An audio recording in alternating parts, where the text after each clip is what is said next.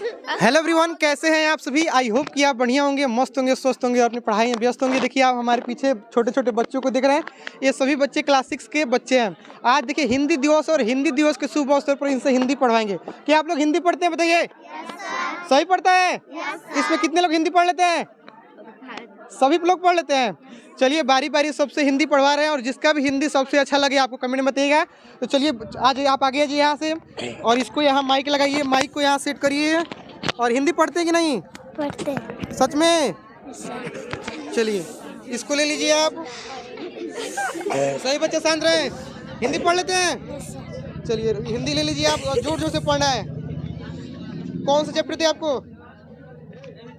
चलिए इसको पढ़िए। तो आप देखिए हिंदी दिवस के अवसर पर बच्चों से हिंदी पढ़वाना, तो देखिए जोर से यहाँ सीधा खड़े होइए, कैमरा में देख के सीधे सीधे पढ़िए। चलिए जोर से पढ़ना है। एक दिन जंगल में बहुत अजीब घटना घटनी हुई। सभी जानवर हैरान परेशान थे। बड़े बड़े बूढ़े और समझदार सभी जानवर हक्के बक्के थे। ऐसा पहले कभी नहीं हुआ था। जंगल के राजा शेर सिंह एक के कुछ मंत्रियों ने राह चलते कई बेकसूर जानवरों को लूट कर उन्हें घायल कर दिया था। घायल जानवर में से कई अपना पैसा बैंक में जमा कराने जा रहे थे। इस खबर से जंगल में तहलका मच गया। छोटे बड़े सभी जानवर एकजुट होकर राजा के खिलाफ नारे लगाने लगे और अपराधी मंत्रियों को सजा दिलाने की मांग करने लगे। इस पर राजा ने यह ऐलान कराया, मैं एक देशभक्त और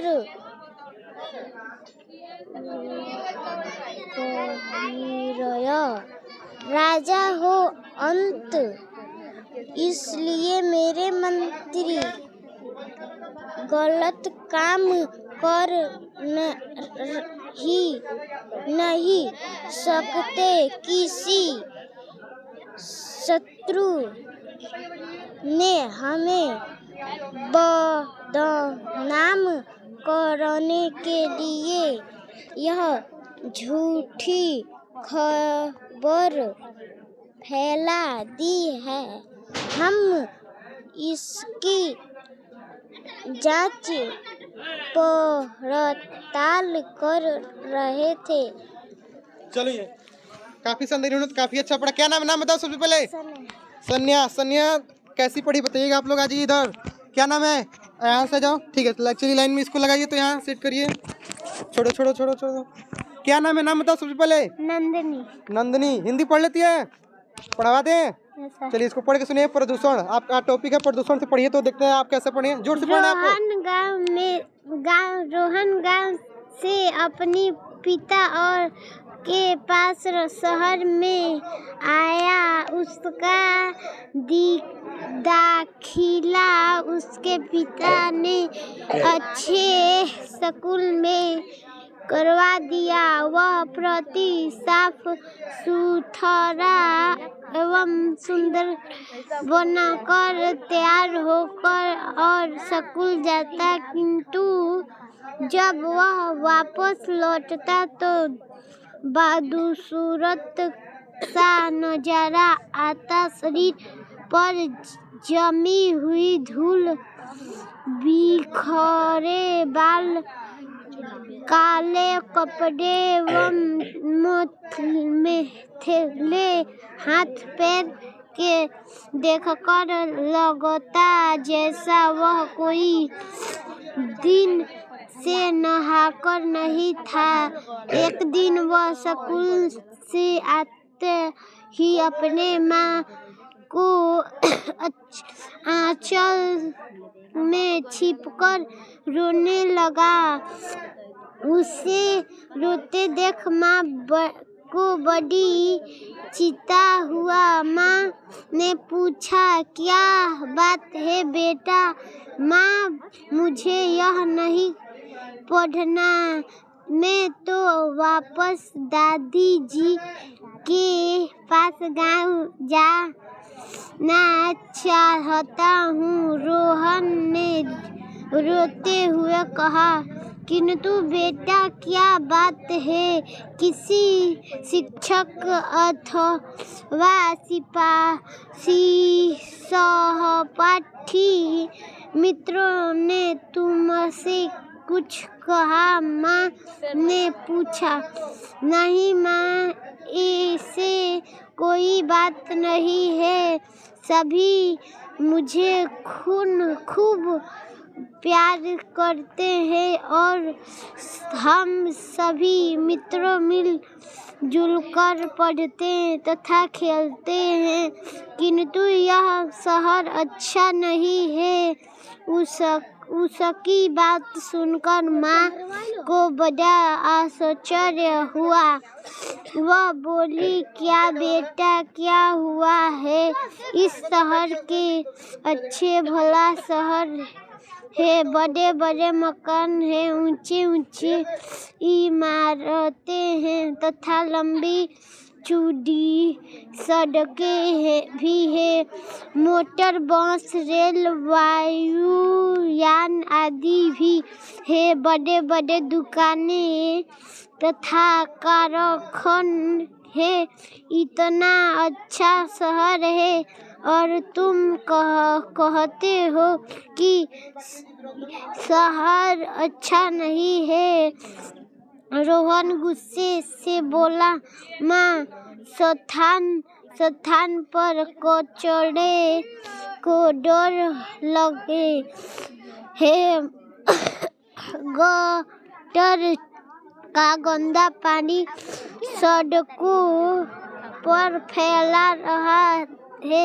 बसों, मोटर गाड़ियों, कारखानों आदि से निकलता काले गंदा धुआं पूरा शहर में फैल हुआ। चोरों और कोलाहल कितना प्रदूषण है इस शहर में है, यह नहीं रहना चाहता। उसी समय रोहन को पिता ने घर पर प्रवेश किया। वर बोला, बेटा, कहाँ को प्रदूषण की बात कर रहे हो?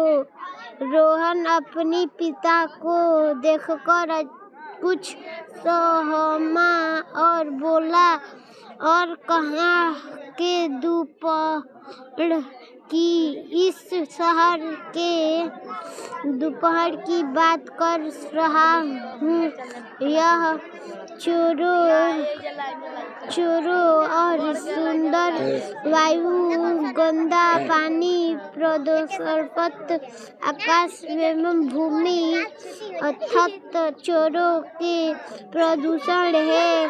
प्रदूषण और आप ही बताइए भला, कैसे वातावरण में हम कैसे रह सकते हैं? इससे अच्छा तो अपना गांव है, जहाँ सुंदर वायु और अच्छा जल है, ना गंदगी ना धुआं। और ना ही व्याकरण सरगुल है। छोटे छोटे मकानों, हरे भरे मैदानों, साफ सुथरी गलियां और खुले आंगन है। किंतु बेटा इसके लिए जिम्मेदार भी तो है हम ही। यदि हम कूड़े कचरा निगम के डिब्बे में डाल घर की निकले के साफ सुथरा रखे, वाहनों को धुआं मुक्त रखने और कल कारखाने से निकलने वाला रसायन किंतु पानी के नदियों में न जाने दो, तो हम प्रदूषण से जुड़ समस्या आवे का कम कर सकते हैं। यदि हम पर्याप्त मात्रा में पेड़ पौधे लगाएं तो वर्षा भी होगी और वातावरण की शुद्ध चलिए रुक जाइए, होगी। कितना बहुत अच्छा। क्या नाम है आपका? नाम बताइए सबसे पहले। नंदिनी। देखिए नंदिनी कैसी पढ़ी आप लोग कमेंट करके बताइएगा। नंदिनी पढ़ के कैसा लगा? अच्छा लग रहा है। चलिए आज उसके बाद कौन है? देखिए परी। किसकी परी? पापा की परी की मम्मी की परी? किसकी परी है? इसको लगाइए, इसको सेट करिए, इसको दाब के। रुक जाइए, इसको लगा दे रहे हैं, यहाँ लगा लीजिए। किसकी परी है आप? पापा की मम्मी की? नाम बताइए अपना। क्या नाम है आपका? परी। हिंदी पढ़ लेते हैं। चलिए हिंदी दिवस के अवसर पर बच्चों से आज पढ़ाएंगे स्वामी विवेकानंद। इनके बारे में देखते हैं कितना पढ़ लेते। पढ़ लेंगे कि नहीं? पढ़ लेंगे। सच में जोर से पढ़ना है ताकि सभी को सुनाई दे। एक बार जोर से पढ़िए इसको, जोर से। स्वामी विवेकानंद कलकत्ता, और जोर से। कलकत्ता के प्रसिद्ध संत श्री रामकृष्ण परमहंस के शिष्य थे। स्वामी विवेकानंद का बचपन का नाम नरेंद्र था। वे कोलकाता के वकील बाबू विश्वनाथ दत्त और श्रीमती भुवनेश्वरी देवी के पुत्र थे। जनवरी 12 सन 1862 को उनका जन्म हुआ था। बचपन में एक बार वे अपने पिता के साथ घोड़ा गाड़ी में बैठकर घूमने जा रहे थे। कोचवान घोड़ा हाँक रहा था। उसे देखकर बालक नरेंद्र ने कहा, पिताजी, कोचवान उस भागते घोड़े को जिस प्रकार अपने चाबुक से नियंत्रित करता है, वैसे ही मैं भी अपने मन के घोड़े को काबू में रखूंगा। नरेंद्र की बात सुनकर उसके पिता सोच में पड़ गए। उन्हें लगा कि उनका पुत्र कहीं सन्यासी न बन जाए। उनकी सोच सही सिद्ध हुई। नरेंद्र ने आजीवन विवाह नहीं किया और वे सन्यासी बन गए। जब वे स्कूल से पढ़ते थे तब एक बार वे कक्षा में बातें कर रहे थे।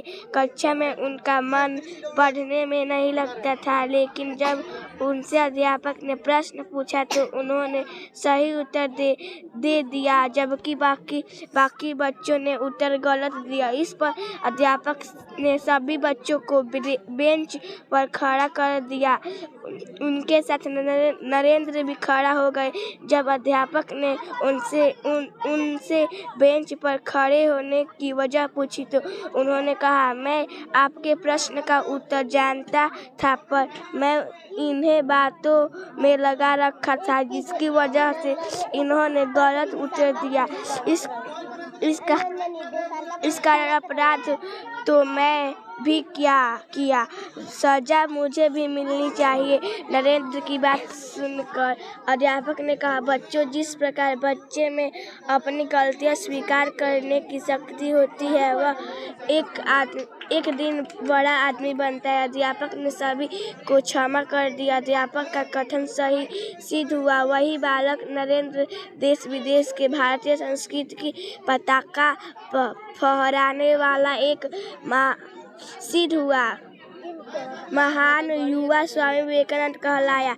एक बार देश का भ्रमण करते हुए जब वह आबू पर्वत पर पहुंच तो वहां उन्होंने एक मुसलमान वकील के आग्रह पर उसके घर भोजन किया। इस पर लोगों ने उनसे कहा, स्वामी जी हिंदू होते हुए भी उस मुसलमान के घर के यहाँ भोजन क्यों किया?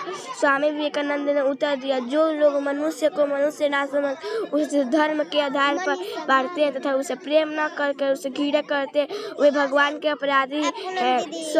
स्वाजी की बात सुनकर सभी लोग बहुत शर्मिंदा हुए। स्वामी जी ने अमेरिका के शिकागो नगर में लोगों के सामने भाषण देते हुए कहा, भारतीय संस्कृति सारी दुनिया को अपनी परिवार मानती है। स्वामी जी के भाषण का लोगों पर बड़ा गहरा असर पड़ा। वे सारी दुनिया में सिद्ध हो गए। 4 जुलाई सन 1902 को कोलकाता में इस महान सन्यासी को स्वर्गवास हो गया। वह सारी दुनिया शोक में डूब गई। कई सब्जेक्ट हो गए। अब तो आप पढ़ गए। लाइक करिए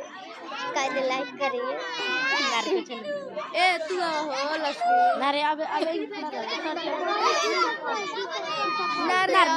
नारे थोड़ा सॉरी पढ़ ले। सर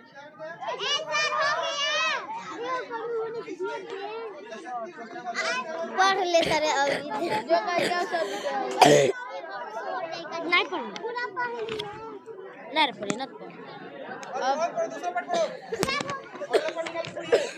एक राजा था। एक दिन वह 2 सेवकों के साथ शिकार खेलने गया। वे शिकार खेलते खेलते बहुत घने जंगल में पहुंच गए और रास्ता भटक गए। गर्मी के दिन थे, उनको बहुत प्यास लगी थी। प्यास के कारण उनके गले सूख गए थे। राजा ने एक सेवकों को पानी लाने के लिए कहा। वह सेवक पानी की खोज में निकला। वह घूमता घूमता एक कुटिया के पास पहुंचा। उस कुटिया के अंदर एक ऋषि बैठे थे। ऋषि अंधे से थे। सेवक प्यास से परेशान था। उससे क्रोध आ रहा था। वह कुटिया के अंदर गया। उसने ऋषि से कहा, अरे अंधे, थोड़ा पानी दे दो।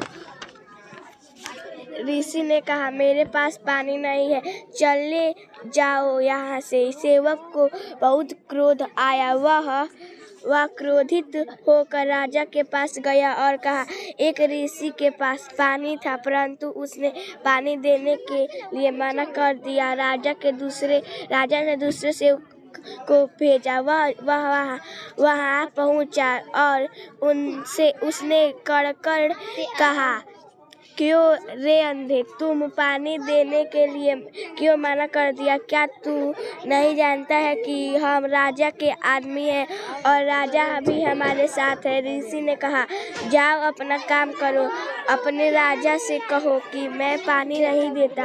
सेवक निराश होकर राजा के पास वापिस लौट गया। उसने राजा को सारी बात बता दी। दे तो आपकी अति कृपया होगी। ऋषि ने राजा को अपनी चलिए, बहुत बढ़िया।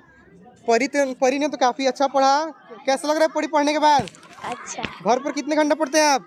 3 से 4। 3 से 4 घंटा। देखिए, लड़की, छोटी सी लड़की 3 से 4 घंटा पढ़ती है। काफी शानदार। चलिए, आपने तो काफी अच्छा पढ़ा। जितने भी लोग देख रहे हैं कमेंट में बताते रहिए सभी बच्चे कैसे पढ़ा। जी, आप क्या नाम है आपका? स्कूल गए यहाँ पर? क्या नाम है आपका? नाम बताइए। लक्ष्मी कुमारी। किस गांव से है? देवरिया। हिंदी पढ़ते हैं कि नहीं? Yes sir. सच में? सच में। इसको पढ़ के सुनाइए। मानवता के अंकुर, देखते हैं कितना पढ़ लेती। पढ़ लेंगे ना? Yes sir. जोर से पढ़ के सुनाइए सभी को। एक बार रोज एक राजा एक भीषण रोग से पीड़ित हो गया। उस समय देश विदेश के प्रख्यात एवं त्रिपुण चिकित्सा राजा के दरबार में बुलाए गए, किंतु वे राजा के रोग का निदान न कर सके। राजा का रोग पहले की अपेक्षा और बढ़ता चला गया। असाध्य रोग के कारण राजा के हृदय में व्याकुलता और राज्य में उदासी छा गई। एक दिन एक वृद्ध पुरुष ए राजा के प्रसाद में आया। उसने रोग ग्रस्त राजा से कहा, एक विशेष प्रकार की औषधि के सेवन से आपका रोग ठीक हो सकता है, परंतु यह विशेष औषधि किसी व्यक्ति के पित्ताशय से तैयार की जाती है। यह औषधि आपके रोग को जमूल से उड़ाने और क्षमता ही नहीं रखती, अपितु आपके चिरंजीव भी बन सकती है। वृद्ध के वचनों को सुनकर राजा के निराश मन में आशा का संचार हो गया। उसने वृद्ध के प्रति मन ही मन कृतज्ञता प्रकट करते हुए राज्य में चिकित्सकों के एक दे व्यक्ति को तलाश करने का आदेश दिया। अनंत चिकित्सकों के ऐसा परिवार मिल गया जिसे आर्थिक तंगी के कारण पेट भर भोजन भी नहीं मिला पाता था।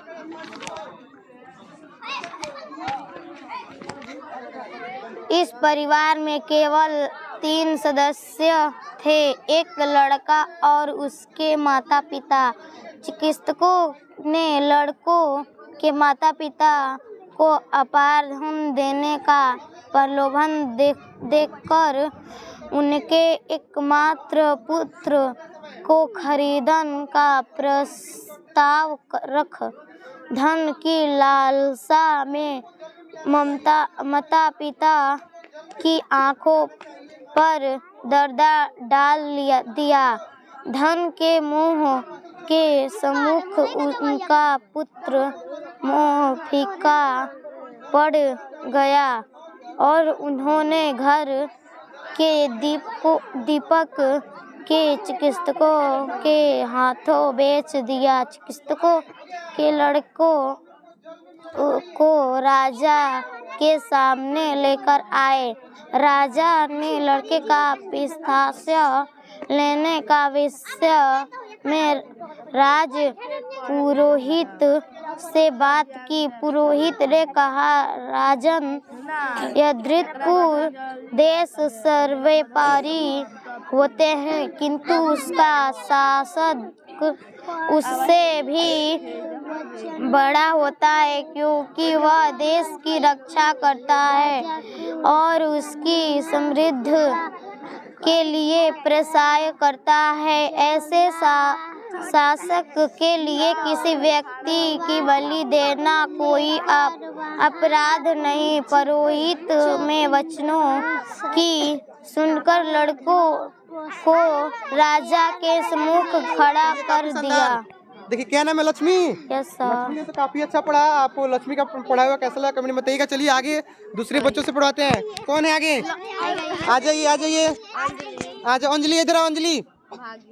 अंजलि, क्या नाम है? सबसे पहले नाम बताओ अपना। अंजलि। किस गांव से है? देवरिया। देवरिया से। देखिए, देवरिया के बच्चे हमारे साथ अभी हैं। हिंदी पढ़ते हैं कि नहीं? पढ़ते हैं। चलिए आपसे पढ़ाएंगे चतुर बीरबल। पाठ का नाम क्या है? चतुर बीरबल। पढ़ते हैं हिंदी घर पर? कितने घंटे? 1 घंटा। भाई पूरा पढ़ दीजिएगा। कितने मिनट में? चलिए इसको पढ़ के सुनिए, सभी को पढ़ के जल्दी सुनाइए। सही बच्चे शांत रहे, जोर से पढ़िए। दिन गर्मी के दिन था। एक दिन जोर से पढ़ना है आपको। प्रातः काल बरदास अकबर और सहज सीलीम और बिसबत की टहलने गए। में बहुत जो पेड़ रही थी। वह एक दिन के नदी किनारे नदी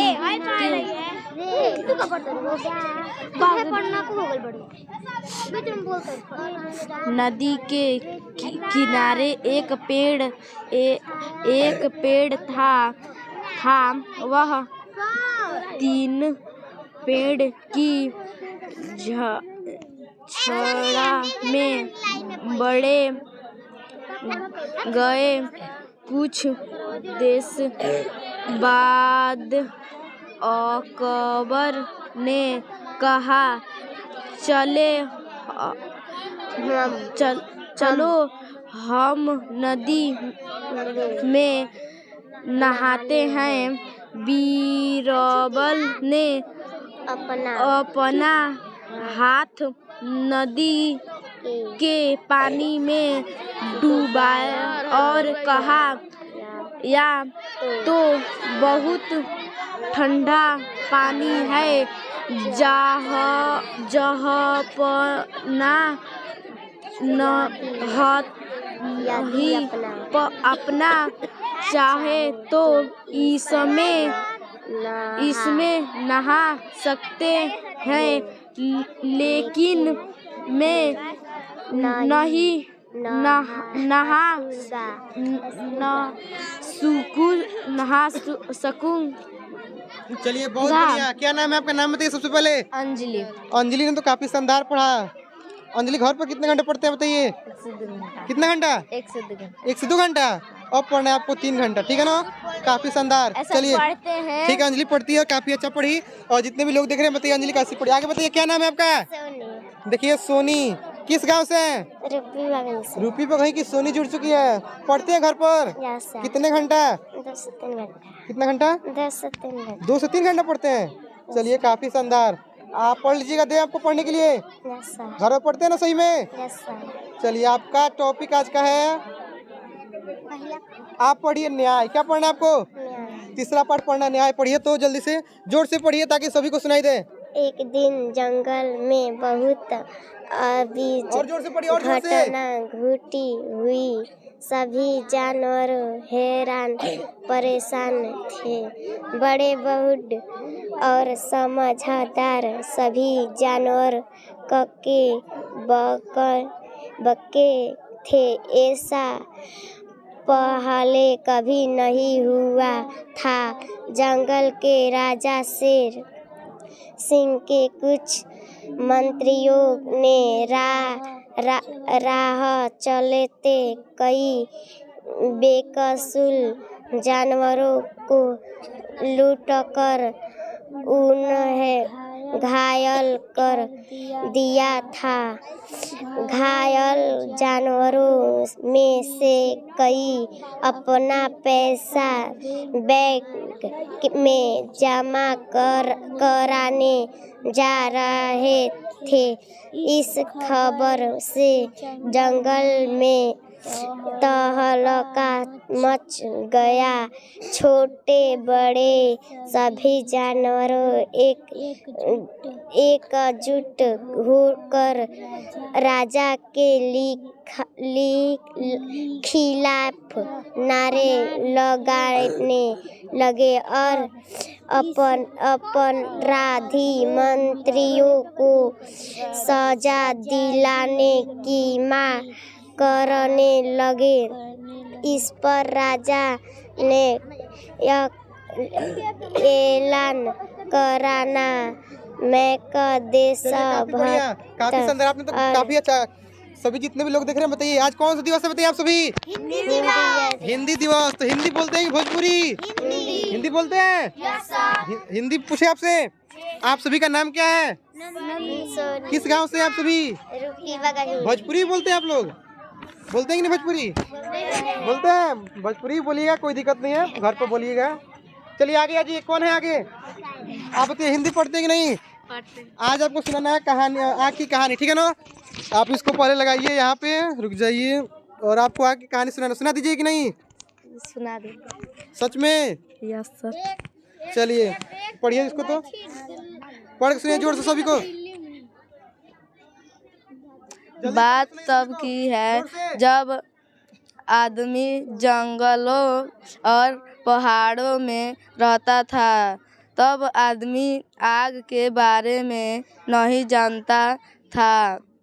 उसका जीवन खुशी नहीं था। वह कभी तो जंगल से फल और जड़ें बटोरता तो कभी किसी जानवर को मारकर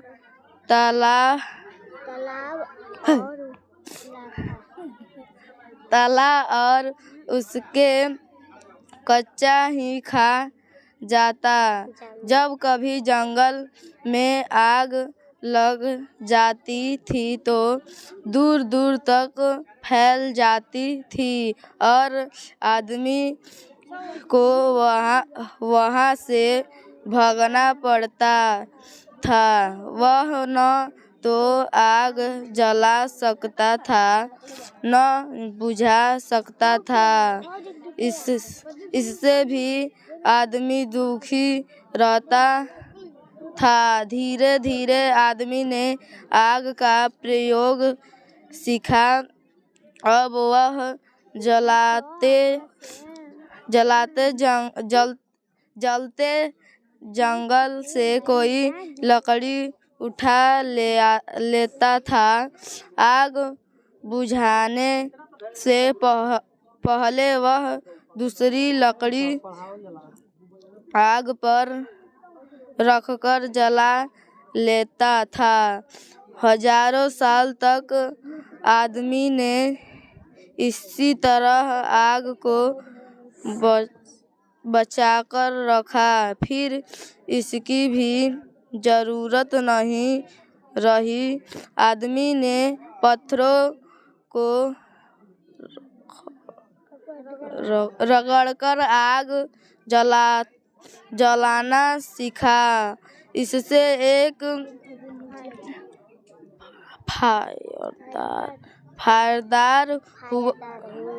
फायरदार हुआ कि जरूरत पर आदमी आग जला और बुझा सकता था। आग से आदमी को बहुत फायरदार हुआ। अब वह भोजन पकाकर खाने लगा। पका हुआ भोजन आसानी से पच जाता था। जंगली जानवर आग के पास नहीं आते थे। पहले आदमी जंगली जानवरों से डरता था। अब जानवर उससे डरने लगे। यह सब आग के कारण हुआ।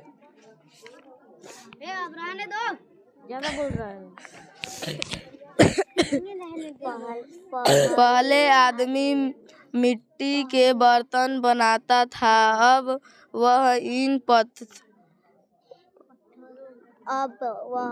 बर्तनों को आग से पकाने लगा। इससे बर्तन और मजबूत हो गए। फिर तावे और लोहे का पता चला। तब आदमी उनको आग में गलाने लगा। उनसे वह बर्तन बनाने लगा। तावे और लोहे के हथियार भी बनाने लगा। पहले उसके हथियार पत्थर के होते थे। इस तरह आग ने आदमी की बहुत मदद की। आग के कारण मनुष्य की बहुत तरक्की हुई। आग नहीं तो हम आज जैसे नहीं होते। हम आज भी जंगलों में ही रहते होंगे। इसलिए लोग आग को देवता भी मानते हैं। और एक पाठ और एक आगे से एक पाठ पढ़ा ना। और तो नहीं कुछ पढ़ लो। नारे और ये पाठ पढ़ा और लिया पढ़ ले रहे तो सोनी कुमारी। एक पाठ पढ़ दे। नाम नंदिनी कुमारी। नाम सोनी कुमारी। पढ़ दिए हैं। एक पाठ पढ़ लन और एक पाठ पढ़ लेते हैं। पढ़ो यही तो रोज सवेरे सूरज आता रोज सवेरे सूरज आता पूरे में लाली फैलाता, दे प्रकार की किरणों हमको अंधार को दूर भगाता, उसके स्वागत में ही देखो कमल ताल में खिल जाते हैं, उसके स्वागत में ही पक्षी मधुर मधुर गाने गाते, हरी दूब पर पड़े ओस कर मोती से चमक